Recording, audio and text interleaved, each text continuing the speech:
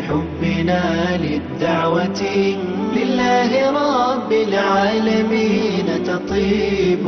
أسعد قلوبا بالهداية والتقى ونر طريقي كي أراه يطيب أسعد قلوبا. بسم الله الرحمن الرحيم. الحمد لله رب العالمين، والصلاة والسلام على أشرف الأنبياء والمرسلين نبينا محمد وعلى آله وصحبه أجمعين. Chers frères, chères sœurs, assalamu alaikum wa rahmatullahi wa barakatuh. Et bienvenue dans la continuité de l'énumération des bénéfices à tirer de ce noble hadith, le hadith numéro 4. Et nous nous sommes arrêtés à Ar-Ruh, l'âme. Et il y a dans ce hadith la preuve que l'âme est insufflée dans le corps.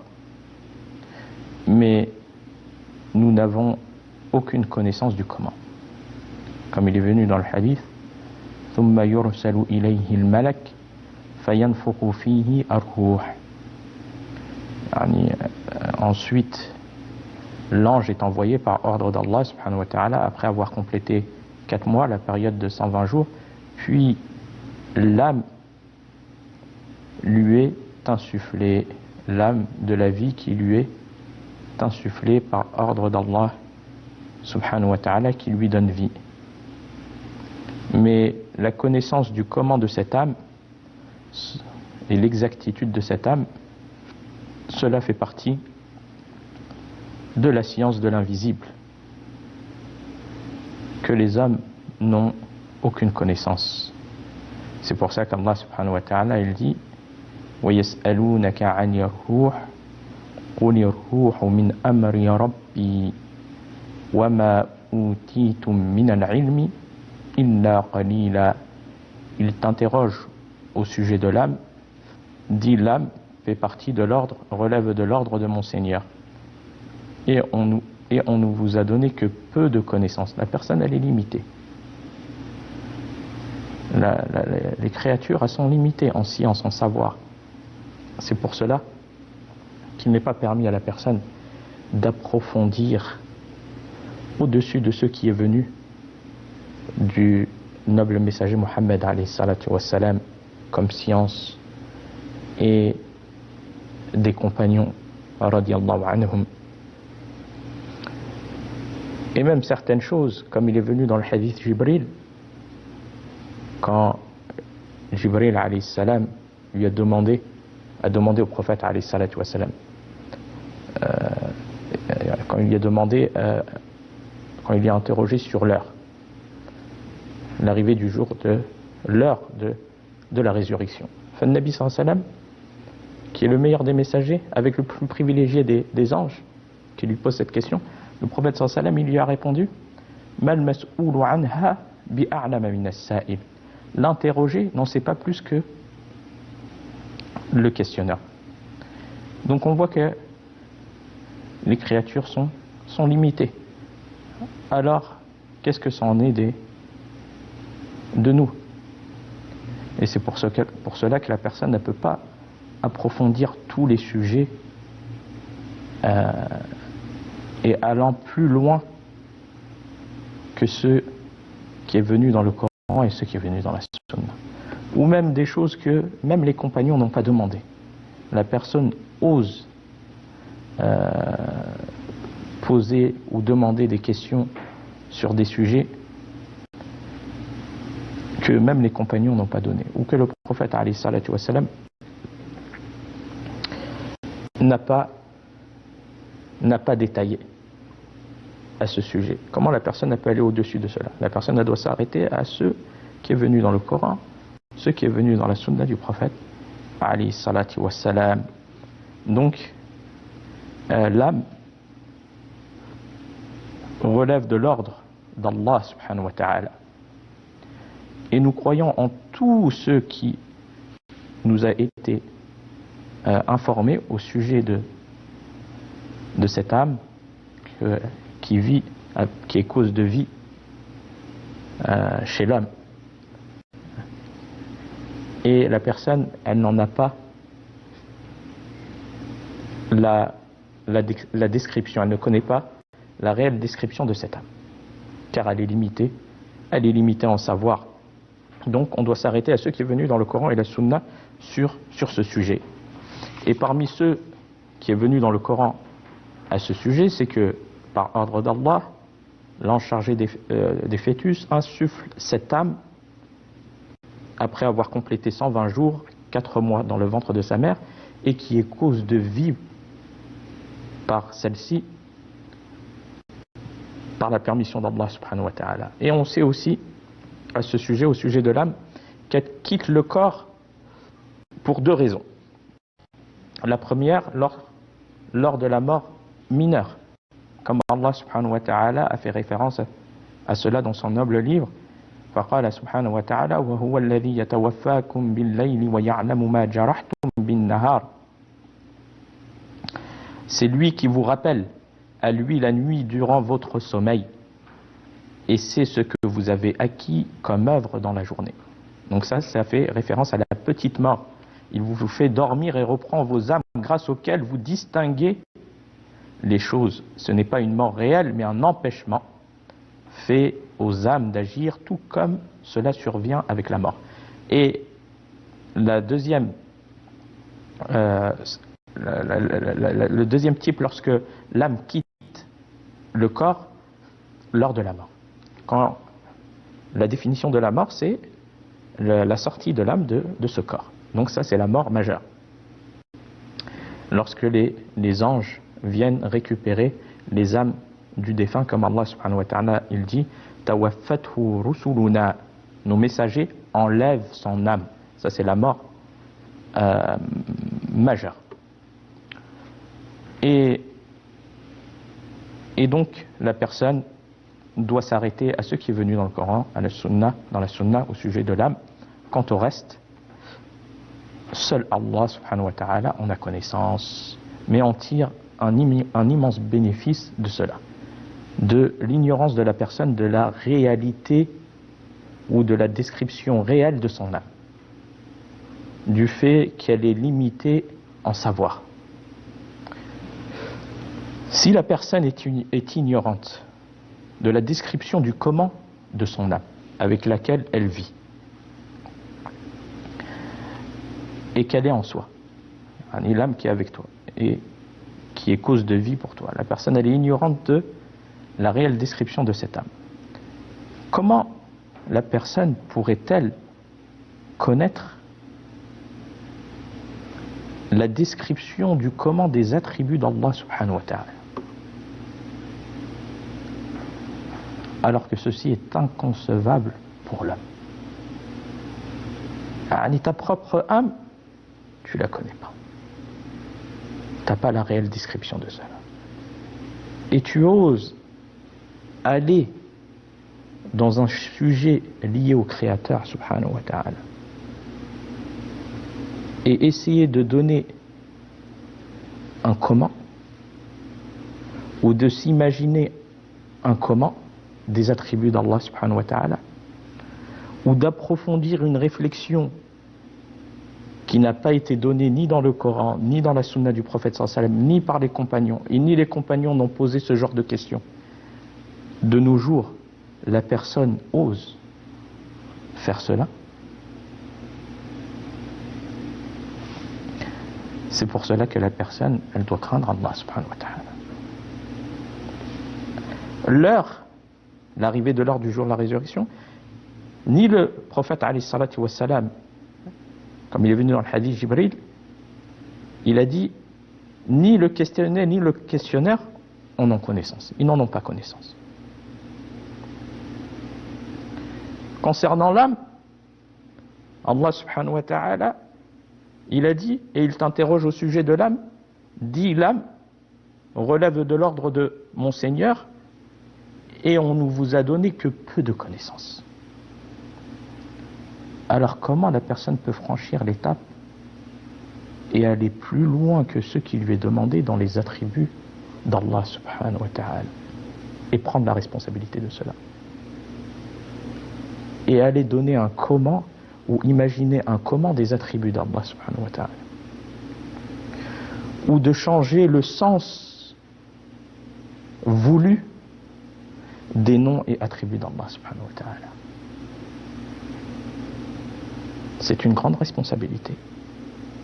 Et c'est pour ça que le musulman, il doit prendre garde à cela et de s'aventurer dans une chose où il n'a pas connaissance. Donc, comment la personne pourrait connaître la description du comment des attributs d'Allah subhanahu wa ta'ala alors qu'il n'a même pas connaissance de la réelle description de son âme avec laquelle la personne vit par permission d'Allah. Donc cela est inconcevable. Et si la personne est incapable de concevoir le comment des attributs d'Allah subhanahu wa ta'ala, alors il ne doit pas essayer de les imaginer. Tu es limité, va pas plus loin. Ni d'interroger sur son comment. Et nous avons l'exemple d'un grand savant, d'un éminent savant de l'islam, l'imam Malik, rahimahullah, qui a été interrogé au sujet de la description de al-istiwa, l'établissement d'Allah sur son trône, subhanahu wa ta'ala. Il lui a été demandé le comment de cela. Il a été interrogé sur le comment de cela. Regardez les savants de l'islam, avec le savoir qu'Allah leur a donné, subhanallah, en science religieuse. Regardez comment ils se comportent avec ce genre de questions. Il a dit qu'interroger à ce sujet, le sujet qui a été demandé, le comment de l'établissement d'Allah subhanahu wa ta'ala sur son trône. Il a dit interroger à ce sujet est une innovation. Quelque chose de nouveau, innové. Ce n'est pas la méthodologie des compagnons sur ce sujet. Donc interroger à ce sujet est une innovation. Et il a ordonné de faire sortir le questionneur de la mosquée. Pourquoi ? Afin de l'éduquer.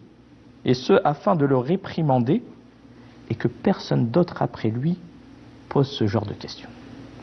Le comment. Donc la personne, elle se doit de prendre cette méthodologie et de connaître sa place, qui on est, comparé aux compagnons qui ne posaient pas ce genre de questions. Et par rapport à cet imam et de la manière dont il a réprimandé le questionnaire, et de savoir qu'on est faible. Notre propre personne, on ne la connaît pas. La description de notre réelle âme, on ne l'a pas. Comment on veut entrer dans ce genre de domaine? Donc, il est demandé à la personne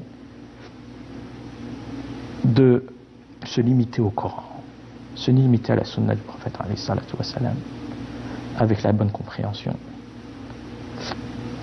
Et cela est l'issue à tout égarement. Et ce qui nous est demandé concernant les noms d'Allah subhanahu wa ta'ala, les attributs d'Allah subhanahu wa ta'ala, c'est que le croyant il doit avoir foi en ce qu'Allah a décrit de lui-même subhanahu wa ta'ala dans son livre. Le croyant il doit avoir foi ferme en cela. Et ainsi que ceux que le prophète alayhi salatu wassalam a décrit de ses noms parfaits et nobles attributs dans sa sunna. Voilà la compréhension que tout musulman doit avoir et ce à quoi il doit se limiter. Et le fait de savoir qu'Allah subhanahu wa ta'ala, il a les noms et attributs, il a les noms les plus beaux et les attributs les plus parfaits. Comme Allah Azza wa Jal fait référence à cela dans son noble livre. فقال سبحانه وتعالى ولله الأسماء الحسنى فادعوه بها وَذَرُوا الَّذِينَ يُلْحِدُونَ فِي أَسْمَائِهِ سَيُجْزَوْنَ مَا كَانُوا يَعْمَلُونَ. C'est à Allah qu'appartient les noms les plus beaux. Invoquez-le par ces noms. Et laissez ceux qui profanent ces noms. Ils seront rétribués pour ce qu'ils ont fait. Et Allah subhanahu wa ta'ala dit dans un autre verset, قُلِ ادْعُوا اللَّهَ وَادْعُوا الرَّحْمَنَ أَيَّامَا تَدْعُوا فَلَهُ الْأَسْمَاءُ الْحُسْنَى وَلَا تَجْهَرْ بِصَلَاتِكَ وَلَا تُخَافِتْ بِهَا وَابْتَغِ بَيْنَ ذَلِكَ سَبِيلًا. Dit invoquez Allah ou invoquez le tout miséricordieux. Quel que soit le nom par lequel vous l'appelez, il a les plus beaux noms. Il a les plus beaux noms. Donc, la personne ne doit pas poser le comment, s'interroger sur le comment, car il est incapable de concevoir cela, de concevoir le comment des attributs d'Allah subhanahu wa ta'ala, ni de se l'imaginer. Et aussi, il ne doit pas donner un semblable à Allah subhanahu wa ta'ala, c'est-à-dire de faire ressembler quelque chose à Allah. Il n'est pas permis que le croyant fasse cela. Mais, comme Allah subhanahu wa ta'ala a dit, il doit s'arrêter à ce qui est venu dans le Coran, ce qui est venu dans la Sunna, au sujet des noms et attributs d'Allah subhanahu wa ta'ala. Qala subhanahu wa ta'ala, Laysa kamithlihi shay, wa huwa as-sami'ul basir. Rien ne lui ressemble. Ne donne pas de semblable à Allah subhanahu wa ta'ala. Rien ne lui ressemble. Et il est celui qui entend et voit tout. C'est-à-dire, comme l'imam al-Sa'di, rahimahullah, a dit au sujet de ce verset, aucune de ces créatures ne lui ressemble. Aucune de ces créatures ne lui ressemble.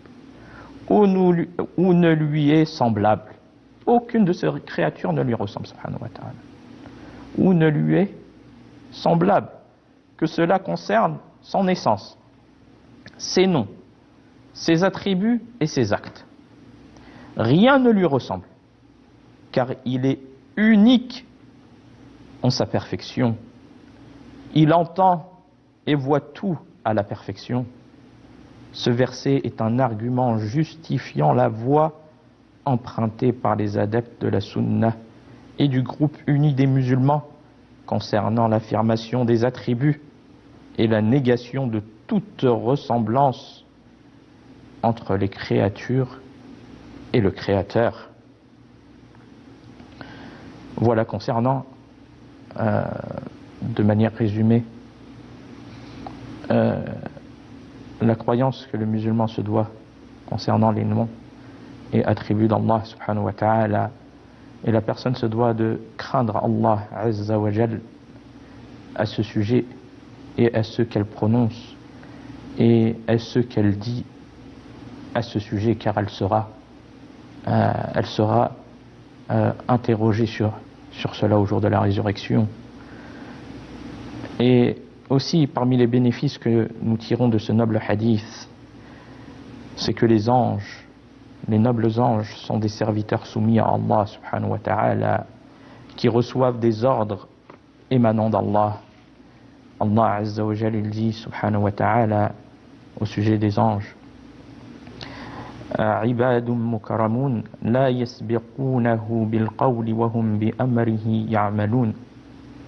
Des serviteurs honorés, ils ne devancent pas son commandement et agissent selon son ordre.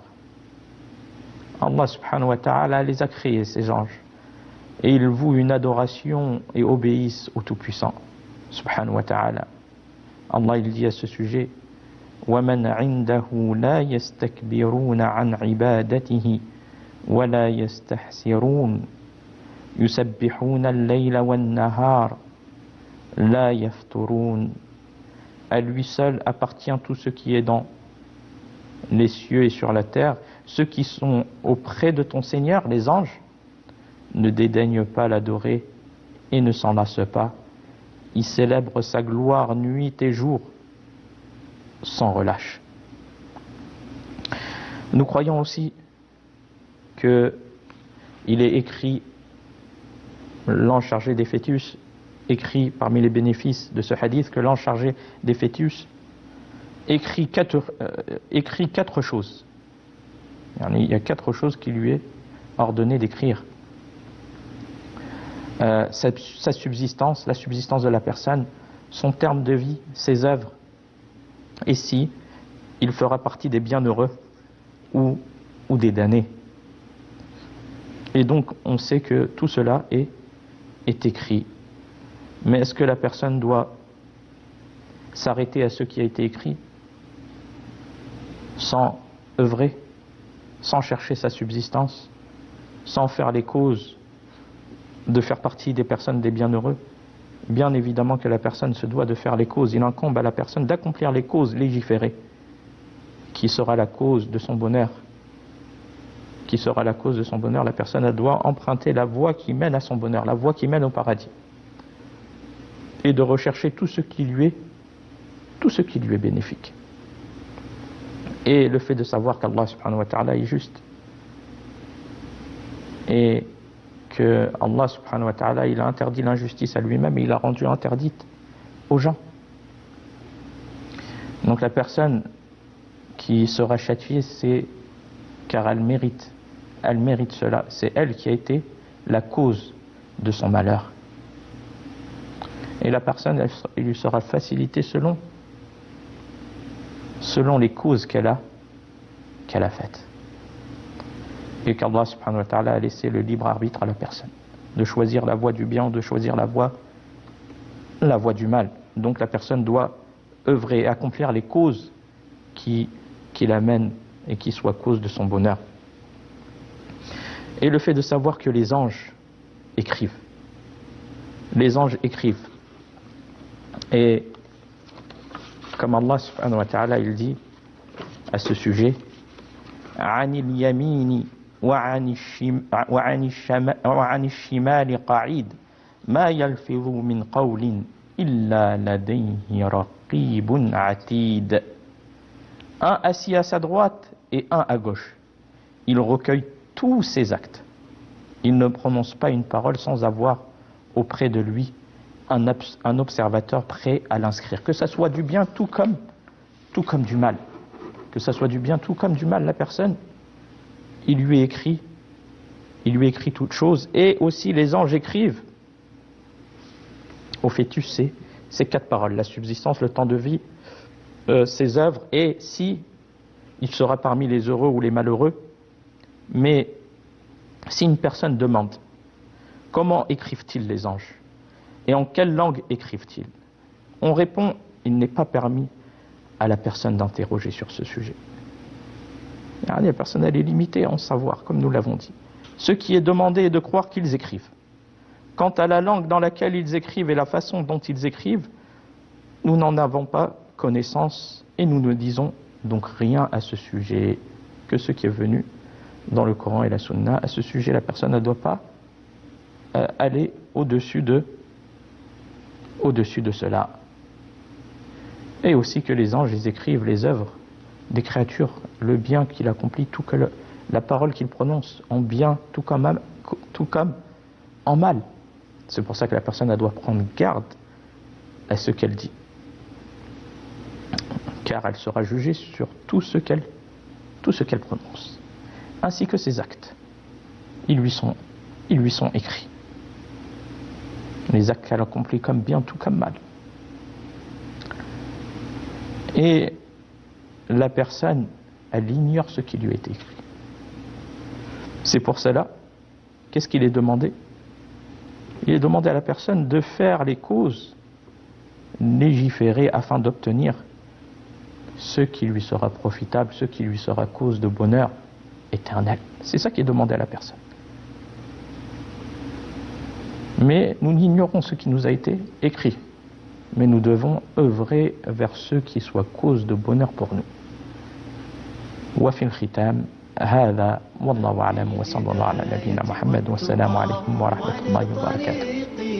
أراه يطيب. أسعد قلوبا